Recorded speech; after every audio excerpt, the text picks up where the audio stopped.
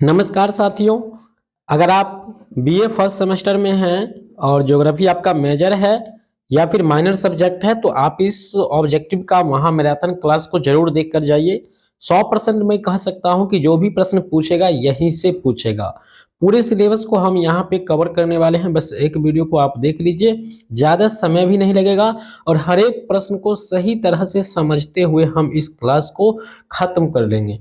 थोड़ा सा समय दीजिएगा आप लोग अपने जीवन के लिए और आप लोग जो है आगे चल करके अच्छे अच्छे जॉब पर पोस्ट पर अगर जाना चाहते हैं तो ज्योग्राफी जैसे विषय को अच्छी तरह से पढ़ना भी आपके लिए बेहतर होगा। इसके लिए मैं आपको पीडीएफ भी इसका दूंगा और कैसे मिलेगा आपको इसकी सारी जानकारी हम आपको दे देंगे। पहले तो हम आपको इसका जो है प्रीवियस ईयर क्वेश्चन बता देंगे जो कि ये पूछा गया है। और एक बात और बता दूं साथियों कि ये जो क्वेश्चंस हम इस वीडियो में बताने वाले हैं या जो भी हम पढ़ने वाले हैं ये आपके किसी भी यूनिवर्सिटी के लिए मान्य होगा। चाहे आप किसी भी यूनिवर्सिटी से बिहार ब्रावो यूनिवर्सिटी से हैं या फिर पाटलिपुत्र से हैं या मिथिला यूनिवर्सिटी से हैं। खासकर अभी मिथिला यूनिवर्सिटी का एग्जाम होने वाला है तो जितने भी विद्यार्थी मिथिला यूनिवर्सिटी के हैं वे तो इस वीडियो को पूरा जरूर देखिएगा। 4 साल का कोर्स जहां भी ग्रेजुएशन का चल रहा है उसके लिए ये रामबाण है। इस वीडियो के बाद आपको कुछ नहीं देखना है, ठीक है। इसके बाद हम एक सब्जेक्टिव का भी वीडियो लेकर आऊंगा और परीक्षा से कुछ दिन पहले आपको वायरल क्वेश्चन पेपर भी देखने को मिल जाएगा। तो चैनल को आप लोग ईमानदारी पूर्वक सब्सक्राइब कर लीजिएगा। तो चलिए साथियों, हम जो है पिछले वर्ष कौन कौन सा क्वेश्चन पूछा गया है मेजर सब्जेक्ट में वो सबको देख लेते हैं। तो यहाँ पर देखिए पहला प्रश्न है, पृथ्वी की सबसे भीतरी भाग को क्या कहते हैं। देखिए पृथ्वी के सबसे भीतरी कहने का मतलब क्या होता है, सबसे अंदर का भाग को क्या कहते हैं तो कोर कहते हैं, कोर। ठीक है, आंसर आपका जो है ये डी जो है ये आंसर आपका बिल्कुल सही हो जाएगा। ठीक है, इसके बारे में हम आगे भी विस्तार से पढ़ेंगे, पहले हम इस 2 नंबर प्रश्न को देख लेते हैं। तो दूसरा प्रश्न कहता है कि आवरण पृथ्वी की सतह से कितनी गहराई पर स्थित होता है। देखिए आवरण जो होता है मेरे भाई ये जो है आपका 29 यानी 35 किलोमीटर से लेकर के 2900 किलोमीटर तक रहता है या 2800 किलोमीटर तक रहता है। तो आंसर आपका जो है यहाँ पर एक ही और चल जाएगा। इसके बारे में अगर विस्तार से हम समझना चाहें तो यहाँ पर आप लोग समझिए, ध्यान से देखिए क्या कहा जाता है। सबसे पहली बात तो आपको कोण पूछा गया था। कोण क्या होता है तो कोण जो होता है सबसे यहाँ पर देख लीजिए, ठीक है। ये आपका क्या आंतरिक क्रोड है, ये इसको हम लोग क्रोड कहते हैं, क्रोड। ठीक है, और यहाँ पर ये क्या है आपका भूपर्पट्टी, ऊपरी मेंटल है, ये निचला मेंटल है और ये बाह्य क्रोड है। तो सबसे जो यहाँ पर भीतरी परत होता है उसी को हम लोग कोर कहते हैं। और बाकी जो है आवरण की बात हुआ था, आवरण देखिए कहाँ से कहाँ तक होता है तो यहाँ से यानी 2900 जो किलोमीटर है ना, यहाँ पर निचला मेंटल से लेकर के भूपर्पट्टी तक के बात को हम लोग आवरण कहते हैं यानी ऊपरी आवरण कहते हैं। ठीक है, और सबसे भीतरी परत जो था उसको हम लोग क्या बोले थे, उसको हम लोग कोर के नाम से जानते हैं। ठीक है, कोर, जो कि हमने आपको ऊपर में अभी अभी समझाया था। ठीक है, तो इस तरह से इस बात को आप लोग समझ कर रखिएगा। अगर आंतरिक क्रोड पूछेगा तो इसकी लंबाई देख लीजिए, यहाँ पर 5200 से 6300 किलोमीटर तक होता है। अब हमारे सामने साथियों तीसरा प्रश्न है, पृथ्वी की उत्पत्ति का गैसीय सिद्धांत किसने दिया था। देखिए गैसीय सिद्धांत की जब भी चर्चा हो जाएगा तो इसका आंसर हो जाएगा इमैनुअल कांट ने दिया था 1755 ईस्वी। कांट यहाँ पर है 1755 में। कभी कभी पूछा जाता है ईस्वी, ठीक है, कि पृथ्वी की उत्पत्ति जो है किस वर्ष उत्पत्ति का गैसीय सिद्धांत किस वर्ष प्रतिपादित किया गया था। तो 1755 आपको मानना है, इमैनुअल कांट के द्वारा ये प्रतिपादित किया गया था। चौथा जो प्रश्न साथियों पूछा गया था, भूसनत्ती पर्वतोत्पत्ति सिद्धांत किनके द्वारा दिया गया था। ठीक है, और ये कब दिया गया था ये भी बात हम लोग समझ लेंगे यहाँ पर। तो 4 नंबर को थोड़ा ध्यान से आप लोग समझेंगे। देखिए प्रश्न क्या कहता है 4 नंबर जरा समझिएगा। प्रश्न देखिए यहाँ से ही पूछेगा, ध्यान रखिएगा। प्रीवियस ईयर यानी PYQ से जो है क्वेश्चन भर भर के एग्जाम में पूछा जाएगा। 100% याद रख लीजिएगा हमारी बात को। फिर परीक्षा देकर आप सभी भाई बहन जब आओगे तो एक बार कमेंट करके बताइएगा कि कितना प्रश्न पूछा है। मैं तो उम्मीद पूरा तरह से कह सकता हूँ 90+ क्वेश्चन आपको हमारे वीडियो से ही मिलेगा। देखिए भूसनत्ती पर्व, यहाँ सिंपल समझिए कि पर्वत उत्पत्ति का सिद्धांत किसने दिया था। तो पर्वत उत्पत्ति का जो सिद्धांत है वो दिया था हॉल और एक और दाना नामक साइंटिस्ट था। इन्होंने दिया था, कब दिया था तो 1857 में दिया था। ठीक है, जब विद्रोह क्रांति हुआ था ना, जैसे कि सिपाही विद्रोह पढ़ते हैं हिस्ट्री में, तो 1857 में ही सिपाही विद्रोह हुआ था। ठीक है, या 1857 की क्रांति के नाम से जानते हैं। और उसी समय जो है पर्वत उत्पत्ति का सिद्धांत हॉल नामक वैज्ञानिक के द्वारा दिया गया था। 5 नंबर प्रश्न होगा मेरे दोस्त, अल्फ्रेड वैगनर द्वारा महाद्वीपीय बहाव सिद्धांत किस वर्ष प्रतिपादित किया था? देखिए, वहाव सिद्धांत की बात हो रहा है मेरे दोस्त। तो बहाव सिद्धांत जो दिया गया था ये आपका 1912 ईस्वी में दिया गया था। बिल्कुल रूप से याद रखेंगे आप लोग, प्रश्न किसी भी तरह से घुमा फिरा के पूछा जा सकता है।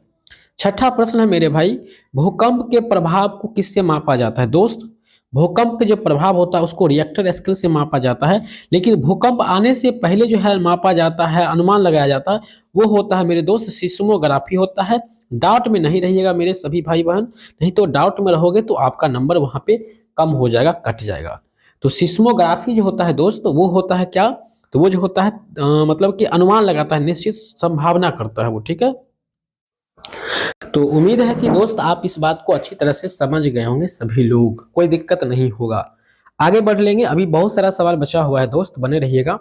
निम्नलिखित में कौन सा ज्वालामुखी के अंतर्गत शामिल नहीं है? देखिए यहां से जो है बिल्कुल रूप से आपको याद रखना है कि प्रश्न यहां से जरूर छपेगा, और कई लोग न है यूट्यूब पर इस प्रश्न को गलत बताएं, हम ये साबित भी कर सकते हैं, बट हमें ये नहीं रहता है कि दूसरों की बुराई खोजे, बस अपनी काम पर ध्यान देना है। तो माउंट वेसुवियस ऐसा एक पार्ट है जो ज्वालामुखी के अंदर अंतर्गत नहीं आता है, ठीक है। माउंट वेसुवियस है, ये एक पार्ट है वहां पे, ठीक है। आगे आपका 8 नंबर प्रश्न है दोस्त, हिमोड निष्फेनात्मक स्थलाकृति है जो डैश के द्वारा किसके द्वारा निर्मित होता है? तो यह जो निर्मित होता है दोस्त, 8वां प्रश्न है, ये हिमानी प्रक्रिया के द्वारा निर्मित होता है। ऑप्शन बी आपका बिल्कुल राइट आंसर है। 9 नंबर प्रश्न होगा दोस्त, और 10 नंबर प्रश्न को देखेंगे, फिर हम लोग चलेंगे पूरे किताब का खगोल के देख लेंगे, ठीक है, पूरे तरह से एकदम, किसी भी यूनिवर्सिटी से मेरे दोस्त आप इस वीडियो को देख लीजिएगा, लगभग लगभग पूरी तरह से आपका ऑब्जेक्टिव कंप्लीट ही हो जाएगा। तो अपर्दनशील भू आकृति, अपर्दनशील मतलब होता है दोस्त जो कट के गिर जाता है। यहां से प्रश्न जो है आपका 5 नंबर 10 नंबर का भी बनता है, यानी लॉन्ग क्वेश्चन भी इस टॉपिक से पूछा जाता है, अपर्दन वाला टॉपिक से, ठीक है। कि आकृति जो है यह किसके द्वारा बनता है? यह जो आकृति है दोस्त ये किसके द्वारा बनता है? तो ये जो बनता है नदी संबंधी क्रिया होता है, ठीक है। यह किस क्रिया से संबंधित है? तो नदी प्रक्रिया से संबंधित है, वहीं से कट करके जब आता है तो वहीं से बनता है। हालांकि इसके बारे में अगर डिटेल्स हम आपको समझाएं तो यहाँ पर देख लीजिएगा दोस्त, ये जो है आपका यही है, देखिए हिम हिम, ठीक है, हिमोड जो ऊपर आप लोग पढ़ रहे थे, जैसे कि नदी बह के आ रहा है और इसका कचरा जो कात में लग जाता है, कचरा जो कात में होता है, यही होता है हिमोड, ठीक है। यही एक हिमानी प्रक्रिया के द्वारा ये जो है कात में कचरा आपका जो देख रहे हैं, आपको रेड, थोड़ा रेड टाइप का दिख रहा है, यही सारा कचरा है, और बीच में नदी गुजर रहा है, काते कात कचरा जो जम जाता है, यही आपका क्या कहलाता है दोस्त? यही आपका जो है ये कहलाता है हिमोड, हिमोड, ठीक है, या इसी को कहते हैं हिमानी प्रक्रिया। और दूसरा भी यही है अपर्दनशील, जब मिट्टी कट कट के जो निकल जाता है तो इसी को कहते हैं नदी संबंधी यह एक क्रिया होता है, ठीक है। उम्मीद है इस दोनों बात को आप जो है आसानी से समझ लिए होंगे। 10वां प्रश्न है साथियों, अस्थाई तुषार या परमाफ्रोस्ट की अवधि को दर्शाता है, ये अवधि क्या होता है? ये जो अवधि होता है ये क्या होता है? ठंडा, गर्मी, सूखा या धूल या चक्रवात? देखिए गर्मी है तो सूखा, दोनों एक ही बात है, ये दोनों ऑप्शन को काट देंगे, और धूल चक्रवात होगा नहीं तो ये ठंडा होगा, ठीक है, बहुत ज्यादा ठंड होता है यहाँ पे, ठीक है, ऑप्शन ए हो जाएगा। तो साथियों ये सारा जो प्रश्न था ये पिछले वर्ष आपके एग्जाम में पूछा गया है, first semester geography major subject में। और यहाँ पर हम लोग नीचे आ जाते हैं, कुछ सब्जेक्टिव प्रश्न को देख लेते हैं जो आपके एग्जाम में पूछा गया है पिछले साल, कि भू आकृति क्या है, भूकंपीय लहरें, अभिसारण सीमाएं, वलित पर्वत, रासायनिक अपक्षय, मशरूम चट्टाने, और यहाँ पे कुछ 10 नंबर का भी प्रश्न है जहाँ पे आप लोग देख सकते हैं, ठीक है, सारा प्रश्न है पूछा जा चुका है पिछले साल, ठीक है। अब हम लोग चलते हैं टॉपिक पे, आते हैं सीधे सीधे सारे प्रश्न को ऑब्जेक्टिव के लिए हम लोग देख लेंगे। देख सकते हैं 10 ऑब्जेक्टिव प्रश्न पूछेगा, और अभी के बाद से या फिर ऊपर जो वीडियो आपने देख रहे हैं, अभी ये वीडियो जो देख रहे हैं लगभग 9-10 मिनट का बन चुका है, 100% इस वीडियो के बाहर से लगभग एक भी प्रश्न आपके एग्जाम में नहीं छपेगा मेरे दोस्त, यकीन के साथ इस वीडियो को देख कर जाए। तो साथियों पहला जो प्रश्न है आपका, भू आकृति विज्ञान या जिसको हम लोग कहते हैं ज्योमोर्फोलॉजी, जियोमोर्फोलॉजी, जियोमोर्फोलॉजी के जन्मदाता किसे माना जाता है? तो प्रश्न यहाँ पर हो जाएगा पिसेल, आंसर हो जाएगा। प्रश्न को ऐसे भी पूछा जा सकता है, जियोमोर्फोलॉजी के जन्मदाता कौन है, ठीक है। तो आप लोग घबराइएगा नहीं, ठीक है, डायरेक्ट इसका आंसर आप लोग मार दीजिएगा, कौन सा हो जाएगा मेरे दोस्त? तो पैसन नामक वैज्ञानिक हो जाएगा। हमें उम्मीद है कि आप इसका आंसर कर लीजिएगा और 100% ये प्रश्न बहुत ज़्यादा इंपॉर्टेंट है परीक्षा में छपने का, तो इस प्रश्न को आप लोग VVI में नोट कर लेंगे। सारे प्रश्न का तो आंसर आपको मिल जाएगा, PDF में मिल जाएगा, लेकिन आपको आंसर यहाँ पे याद रखना है किसका विशेष रूप से, वो हम आपको बताते चलेंगे। सेकेंड नंबर प्रश्न है दोस्त, ए टेक्स्ट बुक ऑफ जियोमॉर्फोलॉजी के लेखक कौन है? तो इसका लेखक कौन है? तो PG वार्सेस्टर्स हो जाएगा। आंसर जो आपका सी, ये बिल्कुल सही है। तो ये दोनों प्रश्न एग्जाम के लिए जो है काफी जो है बवाल प्रश्न है ये, ठीक है। चलिए तीसरा नंबर प्रश्न है आपके सामने, भू आकृति विज्ञान के संबंध में क्या सही नहीं है? तो इसमें क्या सही नहीं है? तो सबसे पहले नेगेटिव बात को ही देखिए, नेगेटिव क्वेश्चन नहीं आ गया तो नहीं वाला ही आंसर खोजना है आपको और बी नंबर को आपको क्लिक कर देना है। बाकी सारा जो है पॉजिटिव था तो ये नहीं हो पाया आपका आंसर। जो नेगेटिव प्रश्न तो नेगेटिव आंसर है। और ये नेगेटिव वाला जो नियम है दोस्त, ट्रिक है, ये साइकोलॉजी वाले बच्चे के लिए या साइकोलॉजी आपका जो भी विषय है, माइनर में है किसी में भी है, तो साइकोलॉजी का अगर क्वेश्चन नेगेटिव तो आंसर भी नेगेटिव, क्वेश्चन पॉजिटिव तो आंसर भी पॉजिटिव होता है। वही ट्रिक कुछ हिस्ट्री ज्योग्राफी आर में भी कहीं कहीं पे काम कर जाता है। 4 नंबर प्रश्न है दोस्त, भू आकृति विज्ञान स्थल रूपों का विज्ञान है। मतलब कहता है कि भू आकृति विज्ञान जो है ये स्थलों का विज्ञान है, परंतु इसमें अंतः सागरीय रूपों को भी सम्मिलित किया गया, यानी सागर को भी सम्मिलित किया गया। स्थल विज्ञान है, भू आकृति विज्ञान का मतलब है स्थल विज्ञान, लेकिन इसमें जो है सागर और नदी उदी के बारे में भी वर्णन किया गया है या जानकारी दिया गया है। तो यह कथन किसने कहा है? यह कथन जो है WUD थार्नबरी किया है। थार्नबरी को बस पकड़ के रखिए, बस आपका काम चल जाएगा। 5वां प्रश्न है दोस्त, मध्य महासागरीय कटकों में भूकंप का उद्गम क्षेत्र क्या कहलाता है? उद्गम का मतलब होता है दोस्तों उत्पत्ति, यानी जहां से भूकंप उत्पत्ति होता है उसी को कहते हैं भूकंप उद्गम केंद्र या फिर क्षेत्र कहते हैं, ठीक है। तो यह जो क्षेत्र होता है मध्य सागरियों में, वह क्षेत्र को हम लोग कहते हैं सागर तली पर होता है यह क्षेत्र। आंसर डी जो है मेरे दोस्त बिल्कुल सही है। इस क्वेश्चंस को भी VVI के तौर पे नोट करके या माइंड में आप लोग नोट कर लीजिएगा। अगला जो प्रश्न है साथियों, यहाँ पर जो है नंबर तो नहीं दिया है लेकिन प्रश्न बवाल है। प्रिंसिपल्स ऑफ जियोमॉर्फोलॉजी नामक पुस्तक के लेखक कौन है? तो इसका तो हम आंसर आपको थार्नबरी को ही पकड़ के बोले रखिए, बस हो जाएगा आपका काम। 6ठा प्रश्न होगा, पूरे हम लोग जो है लगभग 200 प्रश्न को इस वीडियो में देखेंगे तो भागिएगा नहीं। पृथ्वी की आंतरिक परत नीफे के निर्माण में किन तत्वों का प्रधानता होती है दोस्त? तो नीफे होता है, देखिए बहुत साधारण है, यहाँ पर देखिए ट्रिक क्या होता है समझ लीजिएगा। नीफे, इसको अंग्रेजी में क्या लिखेंगे दोस्त? NI और Fe, नीफे। तो निकेल होता है यहाँ पर, Fe का मतलब लोहा होता है दोस्त, तो निकेल और लोहा मारिएगा। एक जो होता है पृथ्वी के आंतरिक, एक होता है आपका सीमा होता है, तो सिलिकॉन होता है और मैग्नीशियम होता है, ठीक है। एकदम सीमा को याद रखेंगे सिलिकॉन मैग्नीशियम, और नीफे को याद रखेंगे मेरे दोस्त निकेल और लोहा। चलिए उम्मीद करते इस बात को भी आप समझ गए होंगे। 7वां प्रश्न है दोस्त, भू संतलन शब्द का प्रयोग सर्वप्रथम किसने किया था? तो डटन नामक वैज्ञानिक ने किया था। ये प्रश्न को भी आप लोग देख लीजिए।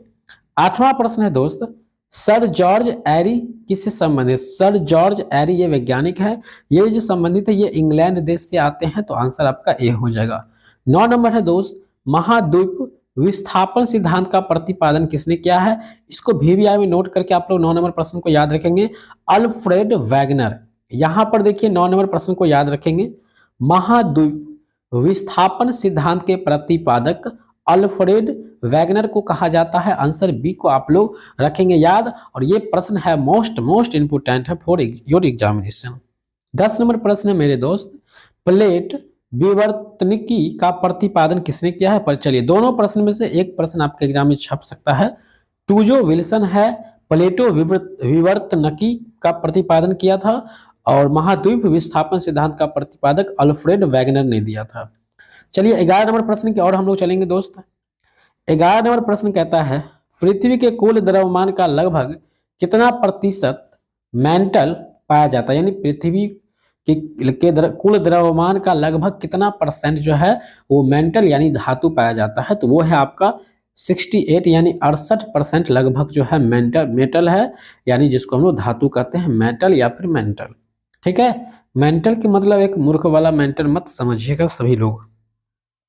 12 नंबर प्रश्न मेरे दोस्त, धरातल के भूगर्भ की ओर जाने पर गहराई के साथ साथ तापमान में वृद्धि का दर क्या होता है? तो वृद्धि जो है 1 सेल्सियस प्रति 32 मीटर, यानी जो है 1 सेल्सियस प्रति जो है वृद्धि होता है। मतलब जितना आप अंदर जाएंगे, अगर 32 मीटर आप पृथ्वी के अंदर खोदते हैं तो 1 सेंटीमीटर तापमान जो है वहां पे आपका क्या हो जाएगा, वृद्धि हो जाएगा। गहराई के साथ तापमान में वृद्धि हो जाता है, यानी बढ़ जाता है। देखिए सिंपल है कि अगर आप 32 मीटर गहराई खोदते हैं तो 1 सेंटीमीटर तापमान जो है वहां पे बढ़ जाएगा।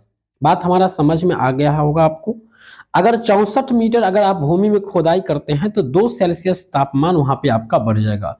अगर आप 64 मीटर खोदाई करते हैं तब, अगर आप 32 मीटर खोदाई करते हैं मेरे दोस्त, तब वहां पर 1 सेल्सियस यानी 1 डिग्री तापमान जो है बढ़ जाएगा।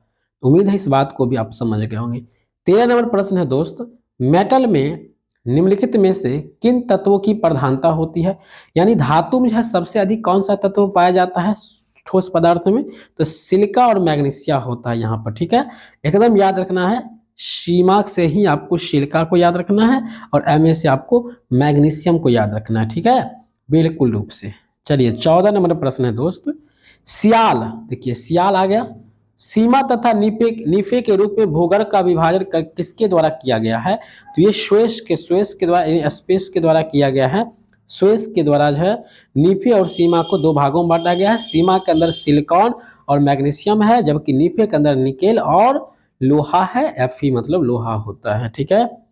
अगला ये हो गया है। 15 नंबर प्रश्न है दोस्त, पृथ्वी की आंतरिक संरचना के संबंध में सर्वाधिक महत्वपूर्ण जानकारी का स्रोत क्या है? तो वो है भूकंप विज्ञान। यानी पृथ्वी के अंदर के बारे में जो सबसे अधिक जो इसमें आश्चर्य करने वाला ज्ञान है दोस्तों, वो भूकंप के बारे में लोग वैज्ञानिकों ने जो खोज किया, यह सबसे महत्वपूर्ण जानकारी जो है लोगों को मिला है। 16 नंबर प्रश्न है, मेंटल के संबंध में निम्नलिखित में से कौन सा कथन असत्य है? दोस्तों नेगेटिव प्रश्न है, असत्य, आंसर भी आपका नेगेटिव होगा। इसका संपूर्ण भाग प्लास्टिक की अवस्था में होता है, ये बात तो बिल्कुल गलत है, तो बिल्कुल गलत वाला ही सही होगा क्योंकि प्रश्न आपका नेगेटिव है। असत्य मतलब नेगेटिव, और पूरा ऐसा बात नहीं है कि पृथ्वी का पूरा भाग जो है प्लास्टिक का बना है, ये तो गलत बात है, तो गलत वाला ही आंसर हो जाएगा क्वेश्चन के अकॉर्डिंग। 17 नंबर प्रश्न होगा दोस्त, पृथ्वी की सबसे ऊपरी परत के लिए सर्वप्रथम सियाल शब्द का प्रयोग किसने किया था? मोस्ट इंपोर्टेंट क्वेश्चन है। तो इसका जो है स्वेस नामक वैज्ञानिक ने किया था, ऑप्शन बी। 18 है, स्वेस ने पृथ्वी के आंतरिक भाग को 3 भागों में बांटा था, उनके विभाजन क्या नहीं था? देखिए नेगेटिव, क्या विभाजन में नहीं आया था?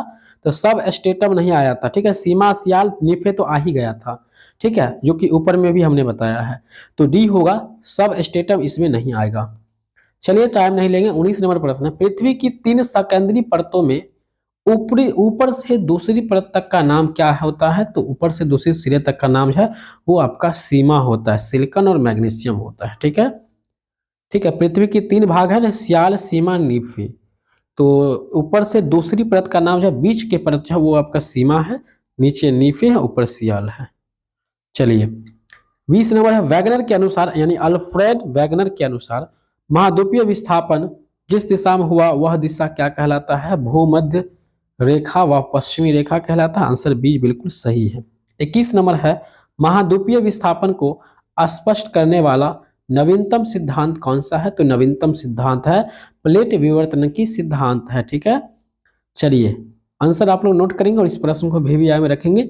21 नंबर। 22 नंबर प्रश्न, रिएक्टर स्केल से क्या किसको मापते हैं? भूकंप की तीव्रता को मापा जाता है। तो आंसर आपका ए बिल्कुल सही हो जाएगा। आगे बढ़ेंगे साथियों, 23 नंबर प्रश्न आपके सामने होगा। 23 नंबर प्रश्न कहता है, पृथ्वी के निर्माण के सिद्धांत का प्रतिपादन किसने किया था? ए होम्स नामक वैज्ञानिक ने किया था। आंसर बी हो जाएगा। 24 नंबर है, होम्स ने निम्नलिखित परिकल्प को प्रस्तुत किया था। नेबुलर्स ने वैज्ञानिक ने, होम्स ने निम्नलिखित परिकल्प को प्रस्तुत किया था, यह बात जो है नेबुलर के द्वारा किया गया था। आंसर आपका डी हो जाएगा। 25 नंबर है, अधिकतम उच्च वाचन अपर्दन चक्र की निम्नलिखित में से अवस्था मिलता है? ये मिलता है युवा अवस्था में मिलता है, ठीक है। 26 नंबर है, इस प्रश्न को समझेंगे, पृथ्वी की आकृति कैसी होती है दोस्त? तो लहवक्ष गोलाभ होता है, ठीक है। गोलाभ होता है, यानी एक तरह से गोलाकार होता है। पूरी तरह से वृत्त हम लोग नहीं कह सकते हैं क्योंकि चपटा होता है, सपाट नहीं होता। पृथ्वी एक चपटी आकृति होता है, ये बात कह सकते हैं, जिसको हम लोग लहवक्ष गोलाभ कहते हैं। 27 है, पृथ्वी की उत्पत्ति से संबंधित निहारिका परिकल्पना किसने प्रस्तुत किया था? तो लॉपलास के सिद्धांत के द्वारा यह बात मिलता है। तो आंसर आपका बी है, ये बिल्कुल सही हो जाएगा। ठीक है, 28 नंबर प्रश्न है आपके सामने, कौन सी परिकल्पना होयल तथा लिटी लटन द्वारा प्रतिपादित किया गया था? होयल और लिटी लटन एक वैज्ञानिक है, इनके द्वारा कौन सा सिद्धांत दिया गया, कौन सी परिकल्पना, कौन सा अनुमान लगाया गया? तो नोवा परिकल्पना। दोस्तों, परिकल्पना का मतलब होता है अनुमान लगाना, यानी आप अपने मन में कल्पना कीजिए हम जो पढ़ा रहे हैं ये सारा प्रश्न आपके एग्जाम में मिल जाए। मतलब कि अगर आप मन में सोचिए कि पता नहीं आज जो पढ़ के जाते हैं भगवान की कृपा से सब मिल जाए, तो यही एक कल्पना करना होता है। ठीक है, तो 29 नंबर प्रश्न है, निम्न में से किसका सिद्धांत जो है एक तारक परिकल्पना से संबंधित है? तो वो है लॉपलास। अगला 30 नंबर प्रश्न है दोस्त आपके सामने, प्रकाश वर्ष निम्न में किसकी इकाई है? यानी प्रकाश वर्ष जो है ये किसकी मात्रक है? तो दूरी का मात्रक है। साइंस में 9th क्लास में आप लोग जरूर पढ़े होंगे इस बात को। प्रकाश वर्ष किसका मात्रक है? यह दूरी का मात्रक है। ठीक है, और प्रकाश वर्ष कहते किसके हैं, किसको हैं? तो एक वर्ष में प्रकाश द्वारा तय की गई दूरी को हम लोग प्रकाश वर्ष कहते हैं। प्रकाश वर्ष किसे कहते हैं? प्रकाश द्वारा एक वर्ष में तय की गई दूरी को प्रकाश वर्ष कहते हैं। द विग एस्पेल्ट का संबंध निम्न में से किससे है? यह चंद्रमा की उत्पत्ति से संबंधित एक सिद्धांत था, एक संबंध है इसका। तो द विग एस्पेल्ट का संबंध चंद्रमा की उत्पत्ति से है। 32 प्रश्न है, 32 नंबर, पृथ्वी की उत्पत्ति के बारे में ज्वारीय परिकल्पना किसने प्रस्तुत किया है? जीन्स और जैफ्रे नामक वैज्ञानिक ने इसके बारे में बताया था। आगे बढ़ेंगे, 33 नंबर प्रश्न होगा आपके सामने, दोनों सिरों पर लघुत्तम ग्रह तथा मध्य में बड़ा ग्रह सौर मंडल की उत्पत्ति के संदर्भ में इस कथन का समर्थन कौन सा सिद्धांत करता है? यानी कह रहा है कि दोनों सिरों में लघुत्तम यानी छोटा ग्रह और बड़ा ग्रह सौर मंडल की उत्पत्ति के संदर्भ में क्या कथन जो है और कहता है, और कौन सा सिद्धांत इस बात को बताता है? तो वो हो जाएगा ज्वारीय परिकल्पना। ठीक है, जिसको हम ज्वार भाटा के रूप में पढ़ते हैं, वही बात यहाँ पे हो रहा है चर्चा। 34 नंबर प्रश्न है, यह कथन किसका है? मुझे पदार्थ दो, मैं तुम्हें दिखाऊंगा कि उससे पृथ्वी कैसे बनती है। दोस्तों, हम जो है सभी प्रश्न को शॉर्टकट से भी तन निकालेंगे क्योंकि पूरी तरह से हम लोग को बहुत सारा ऑब्जेक्टिव पढ़ना है अभी। तो यहाँ पर ये कथन किसका है? तो ये कथन कांट वैज्ञानिक का है, इमैनुअल कांट का है। ठीक है, और कांट ऐसे भी कहीं कहीं पर आपको देखने को मिल जाएगा का आंसर टॉ। 35 है, लाप्लास ने निहारिका सिद्धांत कब प्रस्तुत किया था? ये 1796 ईस्वी में ही किया था। इनका अनुमान था कि बहुत सारा अनुमान नहीं, सच भी है कि बहुत सारा तारा मिल करके जो है ये पूरा जो है निहारिका का निर्माण करता है। तो अंतिम प्रश्न मतलब इस स्लाइड का है, इस स्लाइड का अंतिम और 36वां नंबर प्रश्न है, जेम्स तथा जेफरी ने कौन सा सिद्धांत का प्रस्तुत किया था? तो द्वैत तारक सिद्धांत का प्रस्तुत किया था या दिया था? तो यहाँ पर बी आंसर हो जाएगा। ये प्रश्न पूछा भी गया है 23 से 27 वाला में। ठीक है, आगे बढ़ते हैं। 37 नंबर प्रश्न है दोस्त आपके सामने, पृथ्वी की आंतरिक परत नीफे के निर्माण में किन तत्वों की प्रधानता हुई है? तो सिंपल बात है, निकेल और लोहा हो जाएगा। ठीक है, अगला है 38 नंबर, संपूर्ण पृथ्वी का घनत्व कितना है? तो पूरे पृथ्वी का जो घनत्व है वो आपका है 5.5 है। ठीक है, आंसर आपको सी याद रखना है और ये मोस्ट इंपोर्टेंट प्रश्न भी है आपका। 39 नंबर प्रश्न आपके सामने है, निम्नलिखित में से पृथ्वी के किस भाग में घनत्व सर्वाधिक होता है? दोस्तों, घनत्व का मतलब क्या होता है? बार बार ये शब्द आ रहा है, चलिए इस शब्द को हम लोग उड़ा डालते हैं।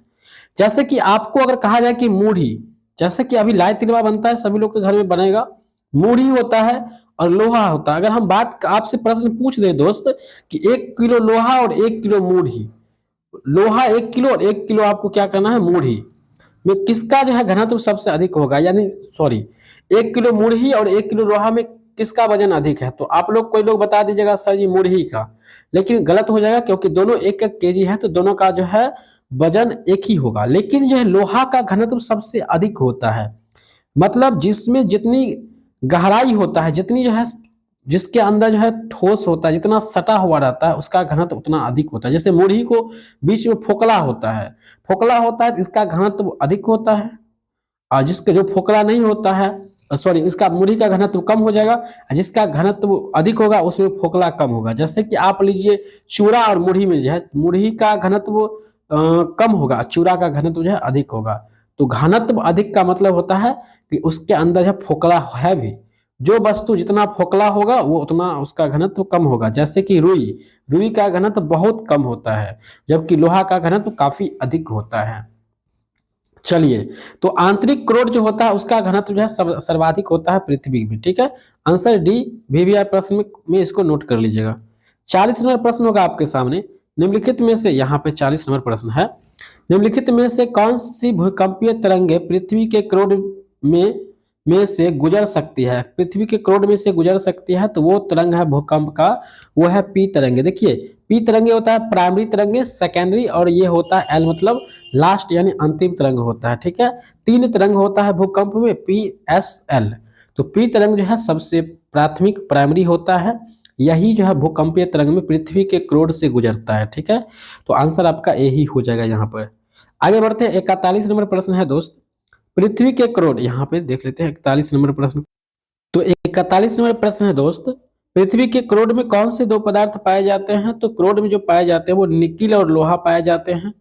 पृथ्वी की त्रिज्या कितनी होती है मेरे दोस्त? पृथ्वी की जो त्रिज्या होती है वो 6370 किलोमीटर होता है। आंसर आप लोग को ये नोट कर लेना है, याद रखना है, वीवीआई प्रश्न। ठीक है, थोड़ा सा मान इधर उधर होता है, लेकिन जो है यही है लगभग में।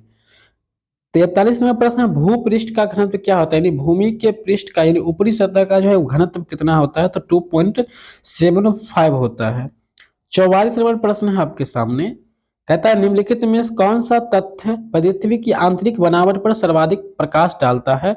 तो वो तथ्य है भूकंपीय तरंग। अगला है पी और एस तरंग की छाया क्षेत्र अधिक केंद्र से विस्तृत होता है। कितना, देखिए कितना एंगल से घूमता है ये बात कर रहा है। पी यानी प्राइमरी तरंगे और सेकेंडरी तरंगे एक तरह से कह सकते हैं हम लोग। ठीक है, तो ये जो होता है आपका 105 से 145 छाया क्षेत्र क्षेत्र का अधिक केंद्र से विस्तारित होता है, यानी आगे बढ़ता है ये। ठीक है, एंगल बनाता है ये दोनों। मेंटल की गहराई कितनी होती है दोस्त? तो मेंटल की जो गहराई होती है वो आपका होता है 2900 किलोमीटर। ऊपर में हमने जो है पिछले बार पूछा गया था, वहां पे बताए थे। मेंटल या फिर इसी को कहा देगा आवरण की गहराई कितनी होती है? तो 2900 किलोमीटर होता है। 47 नंबर प्रश्न है आपके सामने। प्रश्न कहता है सबसे तीव्र गति वाली भूकंपीय तरंग कौन सी होती है? तो जो पहला जो प्राइमरी तरंग होता है, जहां से पहली बार तरंग उत्पन्न होता है, वो तरंग जो होता है बहुत ज्यादा खतरनाक होता है, और यही तरंग की है सबसे अधिक गति वाला होता है। 48 नंबर प्रश्न है, निम्नलिखित में से कौन सा सक्रिय ज्वालामुखी है? सक्रिय मतलब कि एक्टिव ज्वालामुखी कौन सा है? तो अस्ट्राबॉली है। अस्ट्राबॉली, आंसर आपका डी बिल्कुल सही हो जाएगा। 49 नंबर प्रश्न है मेरे दोस्त, किस देश में भूकंप से उत्पन्न विनाशकारी समुद्री तरंगों को सुनामी कहा जाता है? देखिए, सुनामी का मतलब ही हो जाता है जब समुद्र में भूकंप आता है तो उसको सुनामी कहते हैं। और सबसे ज्यादा भूकंप जो है वो जापान में आता है, तो आंसर आपका सी हो जाएगा। जापान में लोग जो है कार्टून और पेपर का घर बनाता है, ताकि तुरंत में टूटता है तुरंत में फिर से वो बना लेते हैं। अब ऐसा नहीं है कि पूरे जापान में जो है ऐसा होता है, कहीं कहीं पे, मतलब कुछ ऐसा क्षेत्र जैसे अपने इधर नेपाल है। भूकंप मापी यंत्र क्या कहलाता है दोस्तों? भूकंप को जो मापा जाता है वो होता है आपका सिस्मोग्राफी। ठीक है, जिससे भूकंप के अनुमान लगाया जा सकता है या भूकंप को मापा जा सकता है कि ये कहाँ तक गया है। देखिए, भूकंप की जो तीव्रता को मापने की बात होगा दोस्तों, तीव्रता, तो वो आपका रिएक्टर स्केल ही हो जाएगा, जिससे भूकंप की तीव्रता को मापा जाता है। ठीक है, आगे चलते हैं। 51 नंबर प्रश्न होगा आपके सामने। 51 नंबर प्रश्न कहता है धरातल पर वह बिंदु जहां सर्वप्रथम भूकंप का अनुभव किया जाता है, वह बिंदु आपका है अधिक केंद्र। जहां पे भूकंप सबसे पहले अनुभव किया जाता है वो केंद्र कहलाता है, अधिक केंद्र कहलाता है। ठीक है, और जो उसके नीचे का जो भाग होता है वो उद्गम केंद्र कहलाता है, जहां से भूकंप उत्पत्ति होता है उसको उद्गम केंद्र कहते हैं। 52 नंबर है, पृथ्वी की केंद्रीय भाग को क्या कहते हैं? पृथ्वी का जो केंद्रीय भाग है उसको कोर कहते हैं, कोर। आंसर में है भूक्रोड़, तो भूक्रोड़ ही आंसर मारेंगे। आंसर आपका सी की ओर चला जाएगा, जो कि बिल्कुल रूप से सही आंसर होगा। 53 नंबर प्रश्न होगा दोस्त, भूकंप की कौन सी तरंग सबसे खतरनाक मानी जाती है? तो हमने बताया था सबसे खतरनाक, देखिए सबसे खतरनाक जो है वो आपका एल तरंग हो जाएगा। ठीक है, सबसे खतरनाक होता है। लेकिन सबसे तेज की बात होगा, तेज की बात होगा, सबसे अधिक गतिशील, तो वो आपका हो जाएगा पी। और सबसे डेंजर जो हो जाएगा मेरे भाई, डेंजर वो हो जाएगा एल तरंगी हो जाएगा। ठीक है, चलिए 54 नंबर प्रश्न है, पृथ्वी की आंतरिक परत नीफे के निर्माण में किन तत्वों की प्रधानता होती है? नीफे में तो आप लोग जान गए हैं, NiFe से नीफे होता है यहाँ पर। तो नीफे यहाँ पर क्या होता है? तो साथियों समझा रहे थे कि पृथ्वी की आंतरिक परत में नीफे का निर्माण में किन की तत्वों की प्रधानता होती है? तो नीफे का मतलब NiFe से नीफे, एन से निकेल, एफ से लोहा, तो निकेल और लोहा हो जाएगा। 55 नंबर है, निकिल एवं लोहा की अधिकता वाली परत का नाम क्या है? तो वो नीफे है। प्रश्न को घुमा फिरा के पूछ दिया है। 56 नंबर प्रश्न होगा मेरे दोस्त। 56 नंबर प्रश्न कहता है, पृथ्वी की कोर के किस लहर की पूर्णतः अभाव पाया जाता है? कोर में किस लहर की पूर्णतः यानी भूकंप के किस लहर की अभाव जो है कम पाया जाता है? तो वो है एस लहर। देखिए याद रखिएगा, पी लहर जो है ये सबसे ज्यादा तेज होता है, सबसे अधिक गति होता है पी तरंग में। एल लहर जो है, एल लहरें जो है या एल तरंग जो होता है ये बहुत ज्यादा खतरनाक होता है आपका।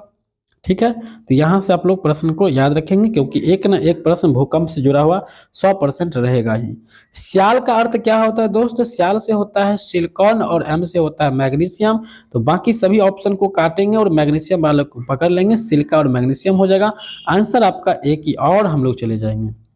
58 नंबर प्रश्न है दोस्त, सिलिकॉन भी कह सकते हैं, सिलिका है तो कोई दिक्कत नहीं है, सिलिका ही रख लेंगे, कंफ्यूज नहीं होइएगा मेरे दोस्त।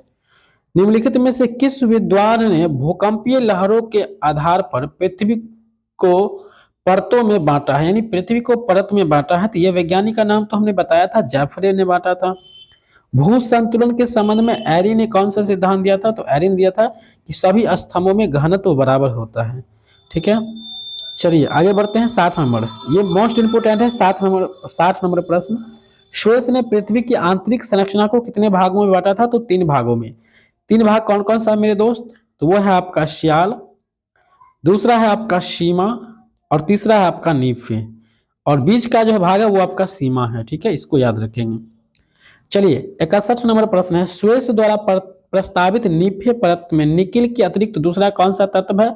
तो भाई एक बार बोले, नीफे, NiFe। तो एन से हो गया निकेल, और एफ होता है लोहा, Fe मतलब लोहा या आयरन भी होता है, तो यहाँ पर लोहा हो जाएगा। ठीक है, जिसकी परमाणु संख्या 26 होता है। साइंस वाले बच्चे ये भी याद रखते होंगे। चलिए 62 नंबर है, भू सन्नति से क्या उभर कर बाहर आता है? भू सन्नति में जो बाहर निकल कर आता है वो आपका आता है पर्वत। ठीक है, चलिए वैसे पर्वत कैसे बनता है? देखिए पहाड़ या चट्टान कैसे बनता है? जब जहाँ ज्वालामुखी आता है ना, ज्वालामुखी आग जो है जब ठंडा होता है तो वही जो है पहाड़ यानी चट्टान बन जाता है। ठीक है, पर्वत निर्माण के संदर्भ में भूसन्नति सिद्धांत के प्रतिपादक कौन है दोस्त? वो कोबर नामक वैज्ञानिक है, और कोबर नामक वैज्ञानिक से ढेरी क्वेश्चन आपके एग्जाम में इस बार छपेगा, याद रखिएगा। अगला जो प्रश्न है आपको यहाँ पर, महाद्वीपों की विस्थापन कब शुरू हुआ था? तो ये कार्बोनिफेरस युग के बाद, यानी कार्बन और फेरस, कार्बन और लोहा युग के बाद जो है महाद्वीपों का विस्थापन शुरू हो गया था। महाद्वीपों का विस्थापन होता है कि महाद्वीप जो है अलग अलग बांटने लगा, जैसे कि महाद्वीपों की संख्या कितना है? तो ये क्वेश्चन आपके लिए है, आप कमेंट कीजिएगा। ठीक है, महाद्वीप विस्थापन सिद्धांत किसने प्रतिपादित किया था? वैगनर, अल्फ्रेड वैगनर ने किया था। बिल्कुल आंसर बिल्कुल सही सही है, याद रखिएगा, VVI क्वेश्चन भी है ये। 66 नंबर प्रश्न है दोस्त, सामान्य अपरदन चक्र सिद्धांत के प्रतिपादक कौन है? ये आंसर हो जाएगा ए ऑप्शन हो जाएगा, डेविस हो जाएगा। आंसर आपका ए बिल्कुल रूप से सही है। 67 नंबर प्रश्न है, हिमनदों की रचना कहाँ होती है? तो हिमनदों की जो रचना है वो होता है हिमच्छादित क्षेत्र, जहाँ हिम रहता है ना। हिम मतलब हमने बताया था आपको, हिमालय क्या होता है? जहाँ नदी का पानी जो है जो बहा के कचरा लाता है, और कचरा जब साइड हो जाता है तो उसी को कहते हैं। ठीक है, हिमोड कहाँ पाए जाते हैं? तो हिमोड जो पाए जाते हैं ये हिमच्छादित क्षेत्र में पाया जाता है, जहाँ पर हिम रहता है। हिमच्छादित मतलब होता है जहाँ पर हिम, हिम मतलब होता है जो पानी अपने साथ कचरा बहा के लाता है। मान लीजिए पानी जा रहा है और उसके बगल बगल में कचरा जो है इकट्ठा हो गया है, तो यही आपका जो है कहलाता है हिमोड। ठीक है, चलिए 69 नंबर प्रश्न है दोस्त, यहाँ पे 69 नंबर है कि ड्रामलिन कहाँ पाए जाते हैं? तो ड्रामलिन जो पाए जाते हैं हिमच्छादित क्षेत्र में पाया जाता है। ठीक है, वैसे हिम मतलब बर्फ भी होता है, ठीक है, इस बात को भी याद रखिएगा, हिम का मतलब बर्फ भी होता है। यू आकार यहाँ पर है, यू आकार की घाटी किस अपर्दन के दूत द्वारा निर्मित होता है? ये यू आकार जो है किसके द्वारा निर्मित होता है? तो ये हिमानी के द्वारा निर्मित होता है। बिल्कुल रूप से याद रखिए, जब नदी ऐसे बहता है तो ऐसे आके ऐसे बहता है, ठीक है, ऐसे आके ऐसे ऐसे, तो ये यू आकार का बन जाता है। चलिए 71 नंबर प्रश्न है दोस्त, वायु के द्वारा अपर्दन कहाँ होता है? तो वायु के द्वारा जो अपर्दन होता है वो मरुस्थल में होता है, जहाँ पे बालू होता है। मरुस्थल का मतलब बालू वाला क्षेत्र को मरुस्थल कहते हैं। 72 नंबर प्रश्न है, वायु अपर्दन के द्वारा निर्मित स्थलाकृति का नाम क्या होता है? जीवगैन होता है, ठीक है, जीवगैन, आंसर ए। 73 नंबर प्रश्न है मेरे दोस्त, 73 नंबर प्रश्न कहता है, यहाँ पे समझ लेंगे। 73 नंबर प्रश्न है कि क्रस्ट प्रदेश में स्थलाकृति, यहाँ पे क्रस्ट प्रदेश में स्थलाकृति की रचना कैसी होती है? तो स्थलाकृति की जो आकृति होती है वो होता है भूमिगत जल होता है। अगला 74 नंबर प्रश्न है, सामान्य अपर्दन चक्र के 3 अवयव में से एक का नाम बताइए, और एक का नाम है आपका संरचना, ठीक है। अगला है आपका 75 नंबर प्रश्न है, पंख किस प्रकार का महासागरीय निक्षेप है? पंख का मतलब होता है कचरा, ठीक है, तो यहाँ पर गंभीर सागरीय निक्षेप होता है, निक्षेप मतलब उससे प्राप्त जो है अपक्षेप होता है, कचरा होता है। चलिए 76 नंबर प्रश्न है दोस्त आपके सामने, टेरोपोड पंख की रचना में निम्नांकित निम्नांकित यहाँ पे किसकी प्रधानता होती है? तो यहाँ से जो है आपका चुना हो जाएगा, टेरोपोड पंख की रचना में निम्नलिखित में से किसकी प्रधानता होती है, यानी इसका जो निर्माण होता है तो वहां पर किस तत्व की अधिकता होती है, ये बात आपसे कह रहा है, तो वो चूना की अधिकता होती है। प्लेटो विवर्तनिकी सिद्धांत का प्रतिपादन किसने किया था? तो इन प्रतिपादन जो है किया था वो तो आपका यहाँ पर मैकेंजी, मॉर्गन, पार्कर, ये सभी वैज्ञानिक का मत था, तो इनमें से सभी आंसर हो जाएगा। एक बात याद रखिएगा, जब ज्योग्राफी में इनमें सभी ऑप्शन मिल रहा है तो ज्यादातर ध्यान रखिएगा वो सही ही होगा। 78 नंबर प्रश्न है दोस्त, निम्नलिखित में से कौन सी मुख्य प्लेट नहीं है? तो नेगेटिव नहीं है, तो आंसर हो जाएगा अरेबियन जो है ये मुख्य प्लेट आपका नहीं है। 79 नंबर प्रश्न होगा आपके सामने, इनमें से कौन सी लघु माइनर प्लेट नहीं है? यानी लघु प्लेट यानी छोटा सा प्लेट नहीं है, तो वह है अंटार्कटिक, ये छोटा प्लेट नहीं है, लोग इसको छोटा मानते हैं लेकिन ये छोटा नहीं है। अगला 80 नंबर है, वैगनर ने विस्थापन सिद्धांत कब प्रस्तुत किया था? तो 1912 आंसर हो जाएगा, क्योंकि ये प्रश्न जो है आपका पूछा भी गया है, ठीक है। अल्फ्रेड वैगनर ने विस्थापन सिद्धांत का प्रतिपादन किया था। प्रश्न इस बार ऐसा छप सकता है कि विस्थापन सिद्धांत का प्रतिपादन किसने किया था? तो अल्फ्रेड वैगनर ने किया था। कब किया था? तो 1912 में। किस स्तर पर भूप्लेटें विपरीत दिशा में खिसकती है? तो जब रूपांतरण क्षेत्र जब बदल जाता है तो ऐसी स्थिति में जो है भूकंप में जो प्लेट होता है, भू प्लेट मतलब होता है भूकंप प्लेट, भूमि के अंदर के प्लेट जो है वो विपरीत यानी उल्टी दिशा में खिसक जाता है, जिससे भूकंप भी उत्पन्न हो जाता है। 82 नंबर प्रश्न है दोस्त, निम्नलिखित में से किसका निर्माण विवर्तनिकी शक्तियों के परिणाम स्वरूप होता है? तो वह है रिफ्ट घाटी का निर्माण होता है। अगला प्रश्न आपका है 83 नंबर, वैगनर के अनुसार निम्न में कौन सा एक वाल महाद्वीप विस्थापन के लिए उत्तरदायी है? तो वह आपका हो जाएगा ज्वारीय वल हो जाएगा, आंसर आपका ए बिल्कुल सही हो जाएगा। 84 नंबर प्रश्न होगा मेरे दोस्त, इसको समझेंगे ध्यान से। 84 नंबर प्रश्न कहता है, संवहन धारा सिद्धांत का संबंध निम्न में से किस भूगोलवेत्ता से संबंध है? तो यह जो संबंध है आर्थर होम्स वैज्ञानिक से संबंधित है। संवहन धारा सिद्धांत का संबंध आर्थर होम्स वैज्ञानिक से, होम्स नामक वैज्ञानिक से है। 85 नंबर प्रश्न होगा दोस्त, याद रखिएगा, सागरीय अधस्थल विस्तार सिद्धांत का प्रतिपादन किसने किया था? तो हैस नामक वैज्ञानिक। 86 नंबर प्रश्न है, निम्न में से कौन दीर्घ प्लेट नहीं है, यानी बड़ा प्लेट नहीं है? आंसर हो जाएगा अरेबियन, ये बड़ा प्लेट नहीं है तो छोटा भी नहीं है, एक मीडियम प्लेट के अंतर्गत आता है, हालांकि इसको लघु प्लेट की श्रेणी में रखा जा सकता है। चलिए आगे बढ़ते हैं। 87 नंबर प्रश्न है आपका, निम्न में से कौन लघु प्लेट नहीं है? देखिए फिर से आ गया, तो ये हो जाएगा अफ्रीकी प्लेट हो जाएगा, ठीक है। जो लघु प्लेट नहीं है वो आपका अफ्रीकी प्लेट हो जाएगा, ठीक है, और आपका अरेबियन प्लेट भी हो जाएगा, ठीक है। लेकिन ये उतना छोटा नहीं होता है। अफ्रीकी प्लेट जो है ये सबसे छोटा होता है और सबसे बड़ा प्लेट जो होता है आपका वो कौन सा प्लेट होता है, तो ऊपर हमने अभी आपको बताया है यहाँ पे अरेबियन प्लेट तो बड़ा नहीं होगा, सबसे बड़ा जो होता है ये आपका फिर यहाँ पर यूरेशियन प्लेट हो जाता है। ठीक है, ये सारा प्लेट है। प्लेट शब्द का प्रयोग सबसे पहले किसने किया था? 88 नंबर प्रश्न है, एकदम रूप से याद रखिएगा, मोस्ट इंपोर्टेंट क्वेश्चन है ये आपके एग्जाम के लिए। तो यहाँ पर जो है 88 क्वेश्चन का जो आंसर होगा वो टूजो विल्सन नामक वैज्ञानिक ने प्लेट शब्द का प्रयोग किया था सबसे पहले। यहाँ से प्रश्न आपके एग्जाम में छपता है दोस्त, याद रखिएगा।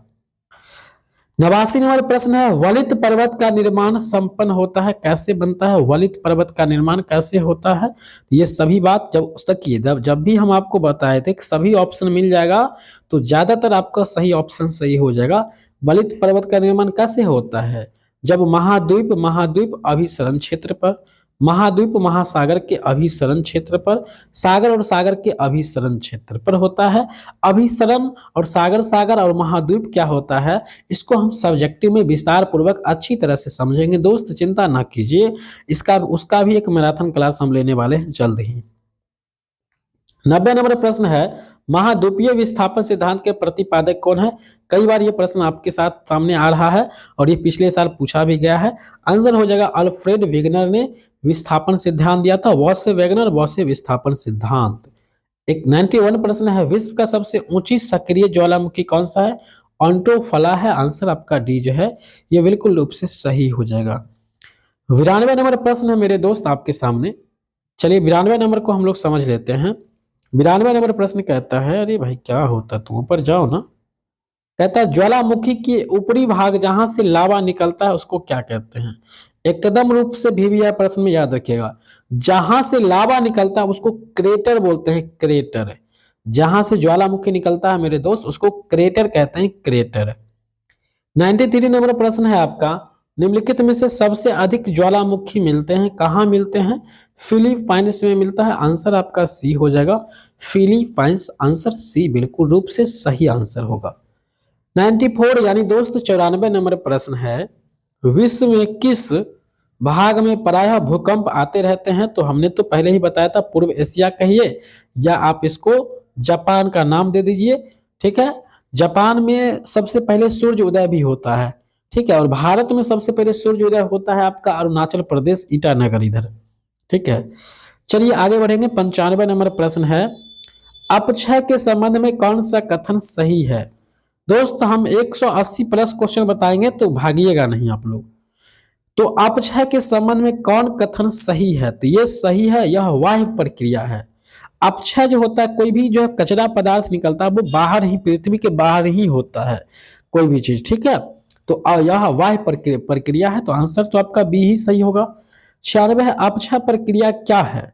यह एक जो है स्थैतिक प्रक्रिया, एक स्थिर प्रक्रिया जो बाहर धीरे धीरे होते रहता है। क्षय मतलब होता है नुकसान, धीरे धीरे ही लोग का होता है, एकाएक नुकसान नहीं होता है। नुकसान का जो है नींव और बीज जो है धीरे धीरे बुआता है। 97 नंबर प्रश्न है, उसके बाद हम लोग शतक को पार करेंगे। अपक्षय वह प्रक्रिया है जिसमें क्या होता है, देखिए अपक्षय में क्या होता है कि चट्टानें टूटती है। तो ये टूटती है तो ये कहां से? अंदर तो चट्टानें टूटेगी नहीं, जब भी टूटेगी बाहर टूटेगी, तो इसलिए यह एक बाह्य प्रक्रिया है। ठीक है, 98 नंबर प्रश्न है, ऑक्सीकरण या ऑक्सीडेशन और जलीकरण मतलब हाइड्रेशन, अपक्षय क्या होता है? यह रासायनिक कारक है। रासायनिक मतलब होता है केमिकल प्रक्रिया के द्वारा जो होता है ऑक्सीडेशन होता है और जलीकरण होता है। ठीक है, चलिए अगला है 99 प्रश्न है, 99 का फेरा नहीं लगे, ध्यान से बने रहिएगा सब लोग। ठीक है, पेड़ पौधे और जीव जंतु अपक्षय के क्या कारण है या कौन सा अपक्षय होता है?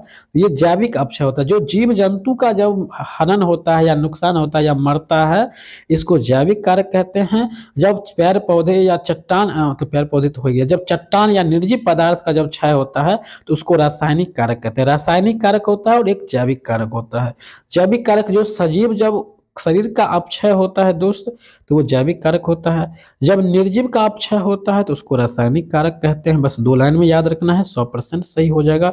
चलिए हम लोग शतक पे आ गए हैं। इनमें से कौन अपक्षय का रासायनिक क्रिया है? तो निर्जीव वस्तु को देख लो, जैसे कि ए ऑप्शन है चट्टान नमक घुलना, या पसीजना, ये सारा चीज जो है आपका क्या होता है दोस्त, ये सब जो है आपका रासायनिक है। तो आंसर ए तो बिल्कुल सही है और ये इंपोर्टेंट प्रश्न भी है। जैसे ग्रेनाइट और पहाड़ियों के पत्थरों में उखाड़ना, पत्थरों में उखाड़ना, वहां पेड़ पौधे भी उखड़ेंगे। वैशाल चट्टानों के स्तंभों में विखंडित करना, वैशाल चट्टान होता है ये जीवित चट्टान होता है, ठीक है, तो यहां से नहीं होगा। चलिए 100 प्लस कर लेंगे हम लोग, शतक पार कर लिए, 101 पर आ गए हैं। अपक्षय द्वारा क्या होता है मेरे दोस्त, तो अपक्षय द्वारा जो होता है वो होता है धरातल नीचा हो जाता है। जैसे कि मिट्टी क्या होता है, जैसे टूट रहा है, अपक्षय हो रहा है, तो इससे पृथ्वी नीचे भाग रहा है, नीचे जा रहा है, ठीक है। अपर्दन में डैश होता है, क्या होता है, जब अपर्दन होता है दोस्त, यहाँ पर क्या होता है, खंडित चट्टान अपने मूल स्थान पर पड़ी रहती है, बिल्कुल ऐसा बात तो होगा नहीं। जब अपर्दन होगा नहीं, टूटेगा कोई चीज तो वो अपना स्थान पर तो रहेगा नहीं, वो तो स्थान बदल जाएगा उसका। अब ये आंसर हो जाएगा सही, खंडित चट्टान का स्थानांतरण होता है, बिल्कुल सही है। जो चट्टान, जो पत्थर टूट जाता है उसको एक स्थान से दूसरे स्थान लेकर जाया जाता है, उसका उपयोग किया जाता है। तीसरा है खंडित चट्टान गल पचकर वहीं रहता है, ये बात भी सही नहीं है, तो बी आंसर होगा सही। तीसरा है अपर्दन क्या है, फिर से अपर्दन के संबंध में पूछा है कि अपर्दन क्या होता है, तो अपर्दन जो है एक गतिशील बाह्य प्रक्रिया है, बिल्कुल रूप से बाहर से ही कुछ चीज का टूटना होता है या गलता है। 104 है अपक्षय और अपर्दन को सम्मिलित रूप को क्या कहते हैं, सम्मिलित रूप को अनावृत्तीकरण कहते हैं। अनावृत्तीकरण किसे कहते हैं मेरे दोस्त, जो अपक्षय और अपर्दन होता है उसी को अनावृत्तीकरण कहते हैं। 105 नंबर प्रश्न है दोस्त, कौन अपर्दन की अभिकर्ता नहीं है, तो वो है सूर्य ताप। सूर्य के ताप से किसी प्रकार की अपर्दन नहीं होता है, इस बात को आप लोग याद रखेंगे। बाकी नदी के द्वारा अपर्दन होता है, पवन के द्वारा तो टूटता ही है, करता ही है, ठीक है। चलिए 106 नंबर प्रश्न है, ऑक्सीडेशन यानी ऑक्सीकरण अभिक्रिया भी कह सकते हैं आप लोग, का सर्वाधिक प्रभाव कहाँ पे होता है, तो ये लौह खनिज जितना भी होता है वहां पे जो है ऑक्सीडेशन होता है। अब लोहा से बनने वाले जितना भी वस्तु होता है वहां पे जंग लगता है और ऑक्सीडेशन होकर के उसका क्षय होता है, अपर्दन हो जाता है। 107 नंबर प्रश्न है, निम्नलिखित में से किसका रासायनिक अपक्षय से संबंधित नहीं है, तो संबंधित नहीं है तो नाइट्रोजनीकरण ले लो, बस हो गया आंसर आपका 20 सही। 108 है, अंतर्जात बल होता है, अंतर्जात बल मतलब क्या होता है दोस्त, कि क्षैतिज और ऊर्ध्वाधर। क्षैतिज का मतलब होता है ऐसे, खड़ी रेखा को हम लोग क्या कहते हैं, ऊर्ध्वाधर, ऊर्ध्वाधर मतलब उठा हुआ रेखा ऐसे, और क्षैतिज मतलब होता है परी रेखा यानी पड़ी हुई रेखा, ये हो गया आपका क्षैतिज रेखा हो गया। और जो खड़ा है उसको हम लोग कहते हैं ऊर्ध्वाधर रेखा कहते हैं, ऊर्ध्वाधर रेखा कहते हैं। आगे बढ़ेंगे, पर्वत यहां पर है 109 नंबर, पर्वत निर्माणकारी संचलन किसको कहते हैं, आंसर आपका सी हो जाएगा, क्षैतिज को कहते हैं। निर्माणकारी संचलन को हम लोग क्षैतिज कहते हैं। 110 नंबर प्रश्न में हम लोग चलेंगे दोस्त। 110 नंबर प्रश्न है, पर्वत निर्माणकारी संरचना क्या होता है मेरे दोस्त, पर्वत निर्माणकारी जो होता है संचालन ये क्या होता है, तो इसका जो सही आंसर है वो आपके सामने ए हो जाएगा, दीर्घकालीन घटना है, ठीक है। पर्वत का जो निर्माण होता है वो कैसे होता है, बहुत लंबे समय के बाद होता है, तो यह जो है दीर्घकालीन होता है, अचानक तो पर्वत नहीं बनेगा, न तुरंत नहीं बन सकता है। अनाच्छादन के साधनों की सक्रियता में आप किस कारक को शामिल करते हैं, तो वर्षा को करते हैं। अनाच्छादन यानी होता है डेनुडेशन, कहीं पर वही अपर्दन से रिलेटेड हो गया है, तो वर्षा में जो है ज्यादा जो है अपर्दन होता है। 112 नंबर प्रश्न है दोस्त आपके सामने, बृहत क्षरण किस प्रक्रम का परिणाम है, तो ये जो है गतिशील प्रक्रिया का परिणाम है। चलिए आपको किसी भी विषय का अगर वायरल प्रश्न मेरे दोस्त चाहिए तो आप लोग गूगल पे सर्च कीजिएगा, माधव NG.com वेबसाइट का नाम सर्च कीजिएगा, या MNC क्लासेस सर्च कीजिएगा गूगल पर, तो आपको एक वेबसाइट मिल जाएगा जहां से आपको सारा क्वेश्चन का PDF मिल जाएगा, ओरिजिनल प्रश्न भी मिल जाएगा, परीक्षा से कुछ दिन पहले आपको हम ओरिजिनल प्रश्न भी प्रोवाइड करा देंगे, ठीक है, चिंता नहीं कीजिएगा आप लोग। तो अपक्षय की क्रिया, अपक्षय कैसा प्रक्रिया है, तो यह एक रासायनिक अपघटन है और जैविक कारक भी है एक प्रकार का, ठीक है। 114 है, भौतिक प्रक्रम में आप किस कारक को शामिल नहीं करेंगे, नहीं वाला बात है तो ऑक्सीजन को हम लोग नहीं करेंगे, क्योंकि ये रासायनिक कारक है, रासायनिक प्रक्रिया होता है, ठीक है। तुषार को करेंगे, तापीय को करेंगे, जंतु को करेंगे, आंसर आपका हो जाएगा डी। 115 नंबर प्रश्न को आप लोग सीख लीजिएगा, ध्यान रखिएगा, नेगेटिव प्रश्न है यहाँ पे। अपक्षय सेलों के विघटन में आप किस कारक को शामिल नहीं करेंगे? तो किसको शामिल नहीं करेंगे? तो आंसर यहाँ पर देखिए, आंसर चला जाता है मानव कारक को जो है हम लोग नहीं करेंगे। आंसर आपका डी हो जाएगा सही। 116 है, अपक्षय के भीतर कारकों में आप किसे शामिल नहीं करेंगे? शामिल किसको नहीं करेंगे? तो मानव ही हो जाएगा। तो दोनों क्वेश्चन सेम था। चलिए 17 पे चलते हैं। इनमें से अपक्षय के लिए कौन सा तत्व आप रासायनिक कारक में शामिल नहीं करते हैं? तो नहीं करेंगे तो वो कौन सा हो जाएगा? वो डी होगा, हीलियम हो जाएगा। आंसर आपका डी, ये बिल्कुल रूप से सही हो जाएगा। 118 नंबर प्रश्न है मेरे दोस्त, अपक्षय के लिए जैविक कारक में आप किसे शामिल नहीं करते हैं? तो जैविक कारक में बात होता है किसको शामिल नहीं करते हैं? तो कीड़े मकोड़े, मानव, जीव जंतु, वनस्पति। कीड़े मकोड़े जो होता है वो कीड़े मकोड़े को शामिल जो है हम लोग जैविक कारक में नहीं करते हैं, ठीक है। हालांकि ये जैविक कारक के अंतर्गत आते तो हैं, लेकिन कीड़े मकोड़े को एक मरने के बाद इसको कीड़े मकोड़े में गिनती कर देता है। तो ये हो जाता है आपका रासायनिक कारक। 119 है, सेलों का भंजन किस कारक द्वारा नहीं होता है? तो वो है आपका डी, वायु के कारण नहीं होता है, ठीक है। चलिए आगे बढ़ते हैं। 120 नंबर प्रश्न है, अपपतन एक्सफोलेशन की क्रिया किन प्रदेशों में होती है? तो उष्ण प्रदेश में होती है। आंसर आपका बी बिल्कुल रूप से सही हो जाएगा। आगे बढ़ेंगे दोस्त, आपका 121 नंबर प्रश्न होगा, अपक्षय का प्रमुख अभिकर्ता क्या होता है? अपक्षय का जो प्रमुख अभिकर्ता कौन सा होता है? तो वो ताप होता है। ताप जो है ये प्रमुख अभिकर्ता होता है अपक्षय का, यानी जो है किसी चीज का टूटता है इसमें प्रमुख अभिकर्ता है तो वो ताप, अरे भाई ताप हो जाएगा, सही है, ठीक है। 122 नंबर प्रश्न है, निम्नलिखित में से कौन भू आकृतिक प्रक्रिया का कारक नहीं है? तो आंसर सी हो जाएगा, भूकंप जो है भू आकृतिक प्रक्रिया का एक कारक नहीं है आपका। 123 1 2 3 मतलब प्रश्न है, निम्नलिखित में से कौन सी एक अनुकारमिक प्रक्रिया है? तो यहां पर हो जाएगा आपका डी, आंसर हो जाएगा संतुलन अपवर्तन। आंसर आपका डी हो जाएगा। अगला प्रश्न है दोस्त 124, निम्न में से कौन सी रासायनिक अपक्षय की प्रक्रिया नहीं है? तो रासायनिक अपक्षय की प्रक्रिया जो नहीं है वो है आपका हिमीकरण और पिघलना।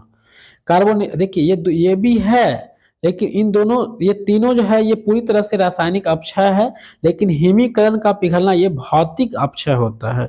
इसलिए आंसर आपका जो है ये डी बिल्कुल रूप से सही आंसर होता है। 125 नंबर प्रश्न है, लवण अपक्षय निम्न में से अपक्षय की कौन से प्रकार में शामिल है? तो ये जो है आपका भौतिक अपक्षय में शामिल है। आंसर आपका ए हो जाएगा। सभी का हम लोग एक सब्जेक्टिव क्लास भी लेंगे मैराथन का, तो उसको भी आप लोग देखिएगा। निम्न में से कौन सा अपवर्तन के कारकों में सम्मिलित नहीं है? तो आपका हो जाएगा सूर्य का ताप। देखिए अपवर्तन में जो है सूर्य का ताप कोई इसमें विशेष काम नहीं करता। सूर्य के ताप से कोई अपवर्तन होता है और ऐसा बात नहीं है। अपवर्तन का मतलब होता है भूमि या मिट्टी या चट्टान जब कट कट के छोटे छोटे टुकड़े में बट जाता है तो वही अपवर्तन कहलाता है। या पानी का बहाव से जो है मिट्टी कट जाता है तो इसी को अपवर्तन कहते हैं। 127 नंबर को समझेंगे, निम्न में से कौन सा अपवर्तन का कार्य नहीं है?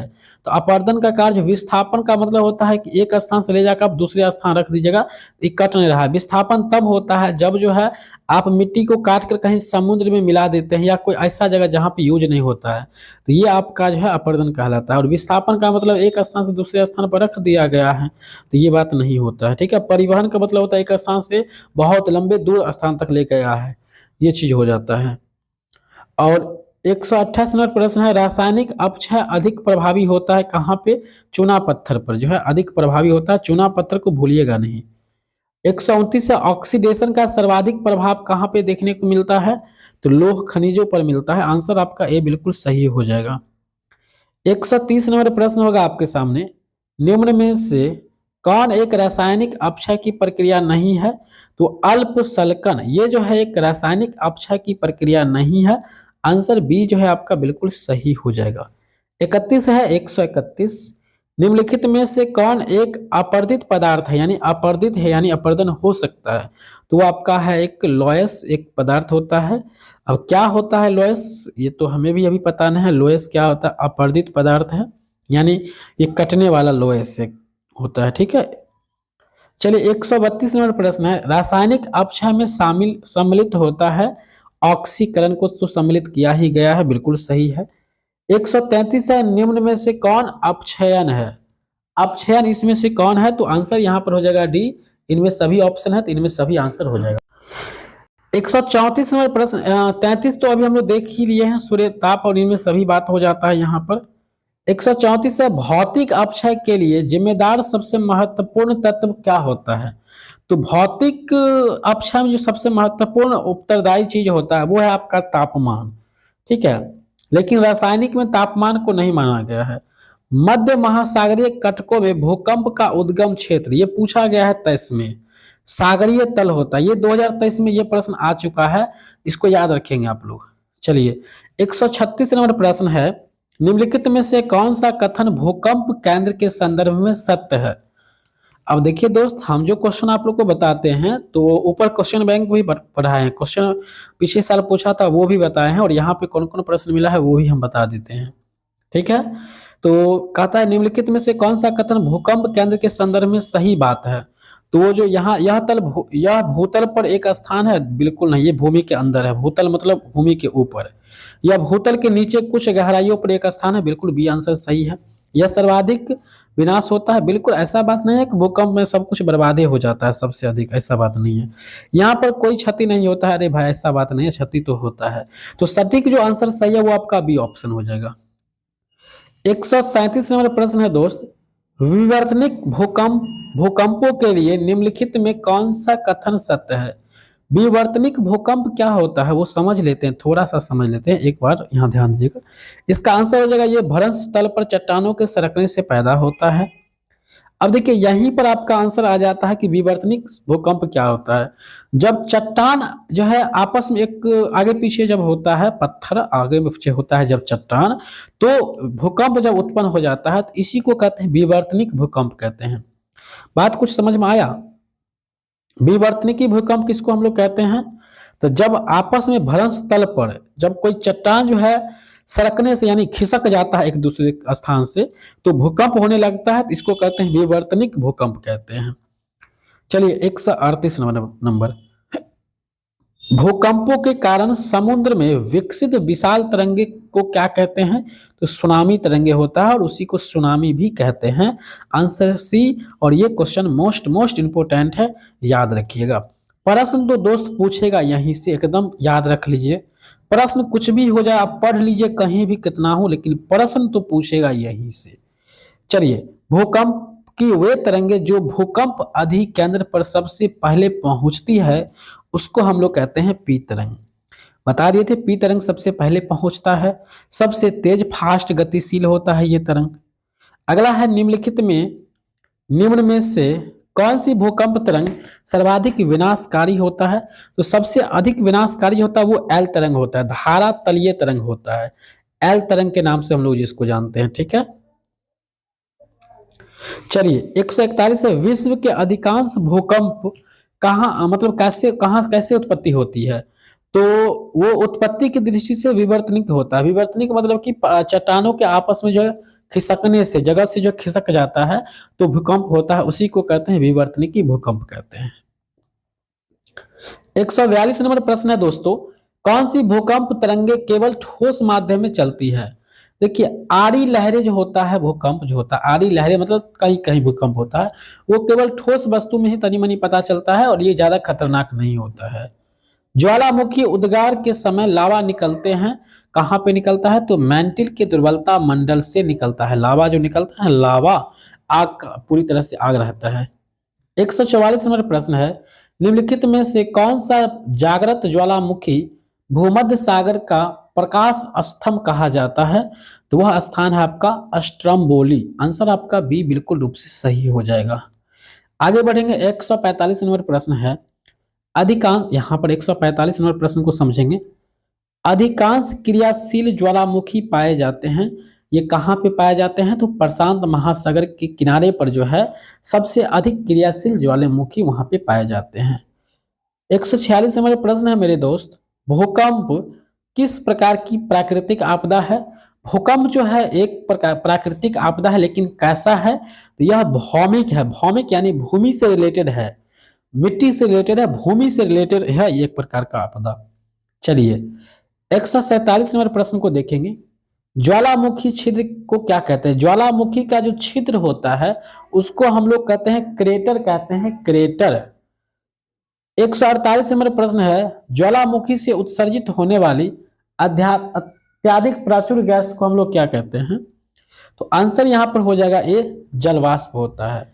ज्वालामुखी से उत्सर्जित होने वाले अत्यधिक प्राचुर्य गैस को हम लोग क्या कहते हैं? जलवाष्प कहते हैं। आंसर आपका ए जो है ये बिल्कुल रूप से सही हो जाएगा। 149 नंबर प्रश्न है मेरे दोस्त, ज्वालामुखी की उत्पत्ति का कारण क्या है? ज्वालामुखी कैसे उत्पत्ति होता है? तो ये जो है भूगर्भ में ताप वृद्धि, यानी धरती के अंदर जब ताप बढ़ जाता है और गैस भी वहां पर बहुत ज्यादा बढ़ जाता है तो लावा की उत्पत्ति होता है, और वही लावा जो धरती फट के बाहर निकलता है तो उसी को हम जो है कहते हैं क्या? उसी को ज्वालामुखी कहते हैं। आंसर डी बिल्कुल सही है, इसको आप लोग याद रखेंगे। 150 नंबर क्वेश्चन, यानी 150 क्वेश्चन है यहाँ पे, 150वां प्रश्न। विश्व का सर्वाधिक ऊंचा शांत ज्वालामुखी कहाँ है? तो वो है आपका सैरो एसोस हवा में है। 151 नंबर दक्षिणा वाला प्रश्न देखिए, नहीं यानी हम कह रहे हैं कि 151 रुपये ही लोग दक्षिणा देते हैं ज्यादातर। विश्व का सर्वाधिक ऊंचा निष्क्रिय ज्वालामुखी कहाँ है? तो वो है आपका लुलाल्योको में। चलिए पढ़िए कहीं से प्रश्न, तो यहां से छपेगा ही छपेगा। जिस स्थान में भूकंपीय लहरों की उत्पत्ति होती है उसे क्या कहते हैं?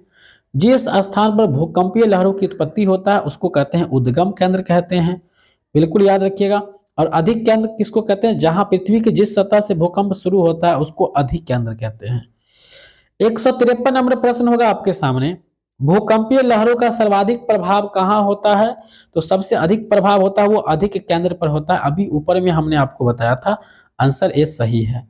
भूकंपीय लहरों को मार्ग होते हैं, कैसा मार्ग होता है?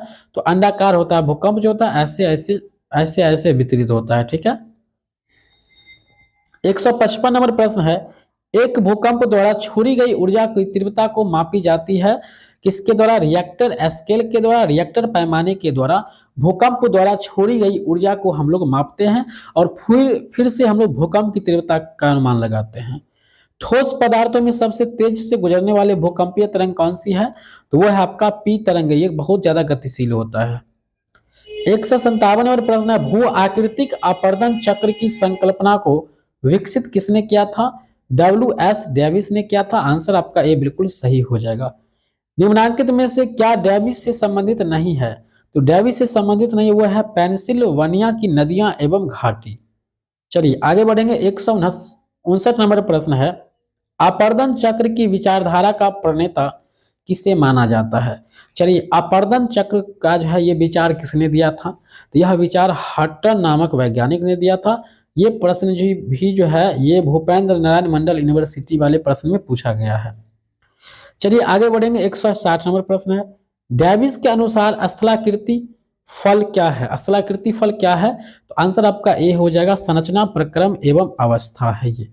चलिए आगे बढ़ेंगे। 161 नंबर प्रश्न है, डेविस ने भौगोलिक चक्र की संकल्पना का प्रतिपादन कब किया था?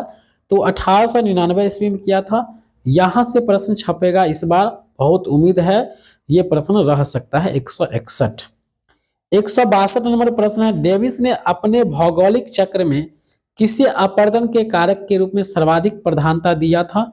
तो नदी को दिया। देखिए अपर्दन में जो सबसे अधिक भाग लेता है किसके कारण अपर्दन अधिक होता है? तो वो आपका होता है नदी के कारण या पानी के कारण होता है, वर्षा के कारण होता है। 163 नंबर प्रश्न को हम लोग पढ़ेंगे साथियों। 163 नंबर प्रश्न है, अपर्दन चक्र का अंत होता है कहाँ पे होता है, कैसे होता है? ये समप्राय मैदान में होता है, ठीक है। समप्राय जहाँ पे समतल मैदान होता है वहां पर जो है अपर्दन जो है का अंत हो जाता है, खत्म हो जाता है। नदी अपर्दन की अवस्थाओं में कौन सम्मिलित नहीं है? नहीं की बात है तो वो तरुणा अवस्था जो है यहाँ पे नहीं हो जाएगा, ठीक है।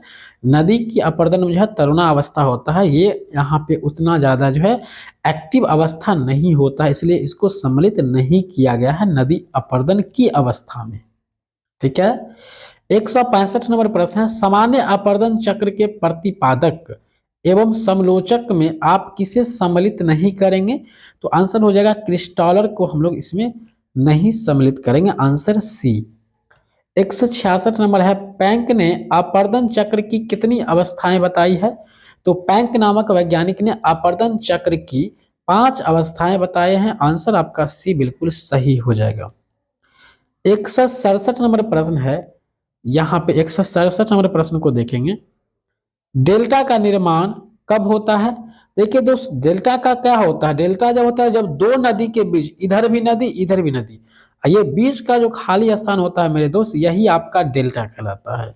नदी की वृद्धावस्था जब होता है तब डेल्टा का निर्माण होता है। अब डेल्टा का मतलब क्या होता है आप तो समझ गए होंगे, दो नदियों के बीच का वह क्षेत्र, खाली स्थान, मैदानी भाग या वन, इधर से नदी इधर से नदी और यहाँ पर आपका वन है, ये वन आपका डेल्टा कहलाएगा। ठीक है, डेविस की संरचना में किसका अध्ययन नहीं किया जाएगा? तो डेविस की संरचना में जो है हम लोग जलोढ़ पंख की जो है अध्ययन नहीं करते हैं, इसमें शैली संगठन, सरंध्रता, नमन कौन का अध्ययन करते हैं, लेकिन जलोढ़ पंख की अध्ययन हम लोग नहीं करते हैं, आंसर आपका डी।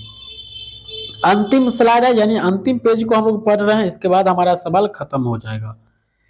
169 नंबर प्रश्न है, यू आकार की घाटी बनाती है, ये VVI प्रश्न है, छपने वाली है, इस बार ध्यान रखिएगा। ये हिमानी क्षेत्र में बनता है, और हिमानी क्षेत्र क्या होता है? जब नदियों के कात कात में जब कचरा बैठ जाता है, जम जाता है, तो वही आपका होता है हिमानी क्षेत्र कहलाता है। 170 नंबर प्रश्न है दोस्त, हिमानी अपर्दन में निर्मित आकृति कैसा होता है? तो नू नाटक होता है, आंसर आपका ए जो है ये बिल्कुल रूप से आपका सही हो जाएगा। आगे चलेंगे, 171 नंबर प्रश्न है आपके सामने। 171 नंबर प्रश्न है, भूमिगत जल के अपर्दन से कौन सी आकृति बनती है? तो वहां पे कॉल नामक आकृति बनती है, कॉल। 172 नंबर प्रश्न है, क्रस्ट प्रदेश की भूमिगत कंदरा छत पर बनने वाली आकृति, ये मोस्ट इंपोर्टेंट है इस बार, 172 भूलिएगा नहीं। क्रस्ट प्रदेश की भूमिगत कंदरा की छत पर बनने वाली आकृति कैसा होती है? स्टेलेक्टाइट होती है। क्रस्ट मतलब होता है भूमि की ऊपरी भाग को अर्थ क्रस्ट कहते हैं। ठीक है, 163 नंबर 73 नंबर प्रश्न है, हिमनद द्वारा निर्मित मिट्टी क्या कहलाता है? वो हिमोड मिट्टी कहलाता है। ठीक है, 174 नंबर प्रश्न है आपके सामने, इनमें से कौन हिम नदी के कार्य से संबंधित है? तो यहाँ हो जाएगा सर्क, आंसर आपका सर्क हो जाएगा। चलिए दोस्तों, बहुत ही करीब है हम लोग इस वीडियो को खत्म करने पर हैं, अब लोग हमारा मैराथन खत्म होगा। ठीक है, 1 घंटा प्लस का क्लास हो चुका है। यू आकार की घाटी निम्न में से किस कारक के अपर्दन का परिणाम है? तो वो हो जाएगा हिमनद का परिणाम, आंसर आपका ए बिल्कुल सही हो जाएगा। 176 नंबर क्वेश्चन है, हिमानी प्रदेश में श्रृंग की रचना का मुख्य कारण क्या है? तो अपर्दन है। अपर्दन यानी कटना होता है, मिट्टी जब मिट्टी करता है या पत्थर करता है तो यही होता है आपका। 177 नंबर क्वेश्चन है, निम्नलिखित में से कौन सी आकृति का निर्माण नदी की अपर्दन क्रिया द्वारा होता है? तो वो गार्ज नामक नदी का निर्माण। ठीक है, गार्ज यानी गर्जा नहीं बनता, नदी जब होता है नदी के बाद तनी तो छोटा छोटा नदी बनता है, गर्ज बनता है, वही होता है। 178 नंबर प्रश्न है, निम्नलिखित में से कौन सी भू आकृतिक का निर्माण भौम जल की निक्षेप क्रिया द्वारा होता है? तो वो हो जाएगा आंसर डी, स्टेलेक्टाइट। साथियों, अगर इसका पीडीएफ चाहिए या पूछने वाले प्रश्न का पीडीएफ चाहिए तो आप लोग टेलीग्राम ज्वाइन कर जाइएगा, जिसका लिंक डिस्क्रिप्शन में होगा। 179 नंबर प्रश्न है दोस्त आपके सामने, निम्नलिखित में से कौन सी भू आकृतिक हिम नदी के कार्य से संबंधित है? तो आंसर बी हो जाएगा सर्क। ये क्वेश्चन को याद रखिएगा, बार बार रिपीट हुआ है क्वेश्चन ये। 180 नंबर प्रश्न है, निम्नलिखित में से कौन पवन अपर्दन द्वारा नहीं होता है? यानी पवन अपर्दन के द्वारा, पवन मतलब दोस्त होता है हवा, हवा के द्वारा क्या नहीं होता है? तो वालुका स्तूप जो है ये नहीं होता है। 181 नंबर प्रश्न है, यहाँ पे क्रस्ट प्रदेशों में भूमिगत जल का कार्य अधिकतर किस क्रिया द्वारा होता है? तो घूर्णन प्रक्रिया के द्वारा होता है। 182 नंबर प्रश्न है, हिमानी अपर्दन से निर्मित प्रमुख भू आकृति कैसा होता है? तो वो नू नाटक होता है। ये प्रश्न भी रिपीट हुआ है, रिपीट होने वाले प्रश्न को याद रखिएगा, ये मोस्ट इंपोर्टेंट हो सकता है आपके परीक्षा के लिए। निम्नलिखित में से किस भू आकृति का निर्माण हिमानी अपर्दन द्वारा नहीं होता है? तो ड्रामालीन जो होता है क्षेत्र या आकृति, उसका निर्माण अपर्दन द्वारा, हिमानी अपर्दन द्वारा नहीं होता है। अंतिम प्रश्न देखेंगे मेरे दोस्त 184 नंबर, किस हिमानीकृत भू आकृति में तोड़ने की प्रक्रिया सम्मिलित होती है? तो आंसर होगा ए, भैर पीठ चट्टान। आंसर आपका ए जो है बिल्कुल सही हो जाएगा। इस प्रकार से मेरे दोस्त हमने आपको पूरी तरह से ये मैराथन क्लास को जो है खत्म कर दिया है। ये आपका पूरा तरह से खत्म हो चुका है। अगर आपको इसका पीडीएफ चाहिए दोस्त, तो आप लोग जो है पूरी तरह से चल जाइए कहाँ पर, तो लिंक डिस्क्रिप्शन में आप लोग ज्वाइन कर जाइए। पूरी तरह से आपको वहां पे पीडीएफ मिल जाएगा। और मेरा सीधे सीधे कहना है, आप पढ़िए कहीं से भी, लेकिन प्रश्न पूछेगा हमारे ही वीडियो से। काफी अधिक प्रश्न आपको इस वीडियो से देखने को मिलेगा और आने वाले और भी रामबाण वीडियो होगा जो आपके एग्जाम में सारे प्रश्न को सॉल्व कराएगा। मिलते हैं नेक्स्ट वीडियो में दोस्तों, तब तक के लिए जय हिंद, वंदे मातरम।